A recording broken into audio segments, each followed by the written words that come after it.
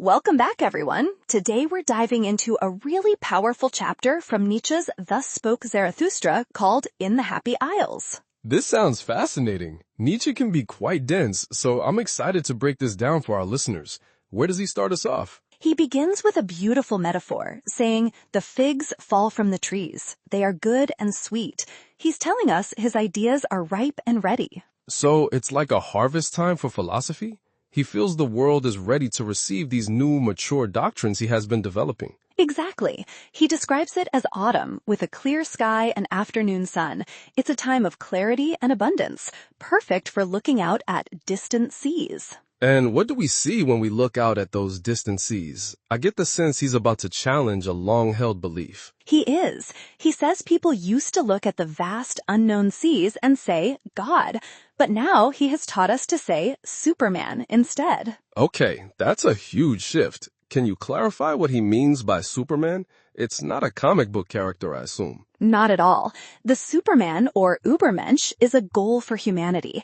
It represents a person who has overcome traditional morality to create their own values. So instead of looking outward to a divine being for meaning, we should be looking inward and forward to what humanity can become. Precisely. He calls God a conjecture, a guess, and he wants our guessing to stay within the bounds of our own creative will. He asks a provocative question then, doesn't he? Could you create a God? If not, he says, then be silent about all gods. It's a powerful challenge. He argues that while we can't create a god, we absolutely can create the Superman, or at least become the ancestors of the Superman. So it's about a generational project. We transform ourselves into the fathers and forefathers of this new, higher form of humanity. Yes, and that should be our greatest act of creation. He wants our ambitions to be restricted to what is actually conceivable to a human. This connects to his idea of the will to truth, right? He wants everything to be transformed into something we can see, feel, and understand. That's the core of it. The world, he says, should be created by us. It should become a reflection of our own reason, our will, and our love. That's an incredibly empowering perspective. It suggests that we are the architects of our own reality and our own meaning, not just passive observers. And he argues this is essential for our happiness and survival. He asks, how would you endure life without that hope in what you can create and understand? It makes sense. He's saying we can't be born into the irrational or the inconceivable. We need a foundation that is tangible and human-centric. Then he gets very personal and reveals his own heart. He says, if there were gods, how could I endure it to be no god? Therefore, there are no gods. Wow, that is an incredibly bold and almost prideful statement. He's saying his own creative drive is so immense that it's incompatible with the existence of a higher creator. It shows how central the act of creating is to his philosophy.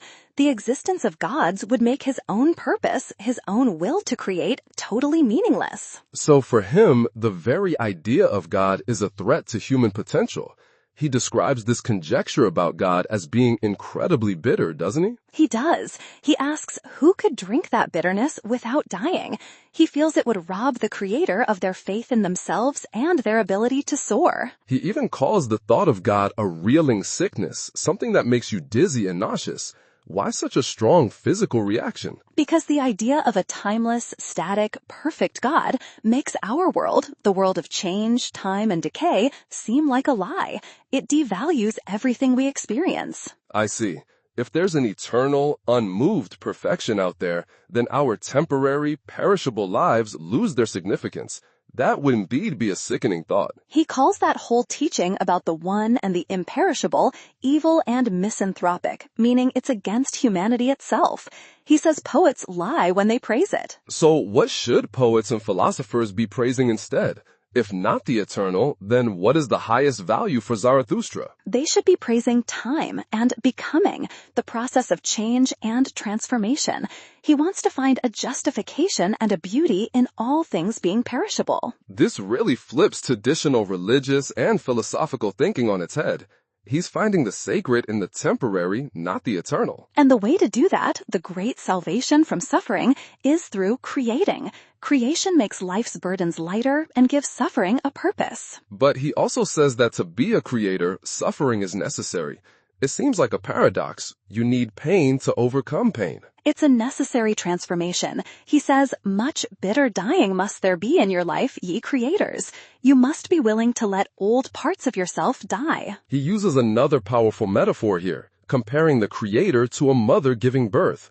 They must endure the pain to bring forth something new. Exactly. The creator must be willing to be both the childbearer and the newborn child.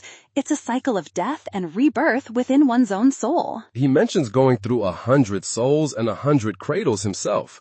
He's describing his own painful journey of constant self-overcoming and reinvention. This is what his creating will demands of him. He says that all his feelings might suffer and feel imprisoned, but his will always comes to set him free. So, willing emancipates. The act of choosing, striving, and creating is the ultimate form of freedom in his philosophy.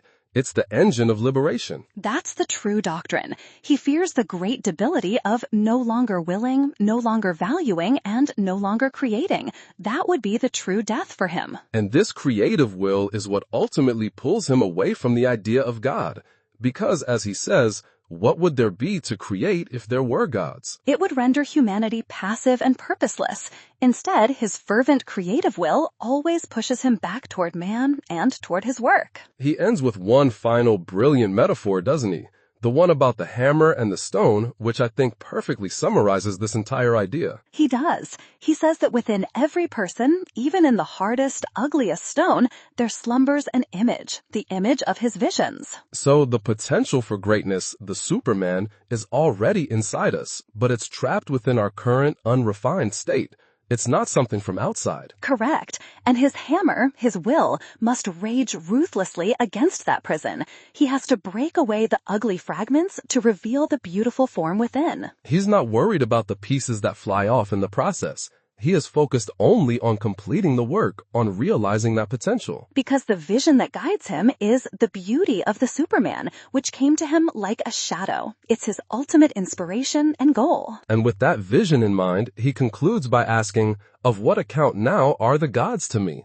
They've been made completely irrelevant. It's a powerful conclusion. The entire focus has shifted from divine worship to human creation.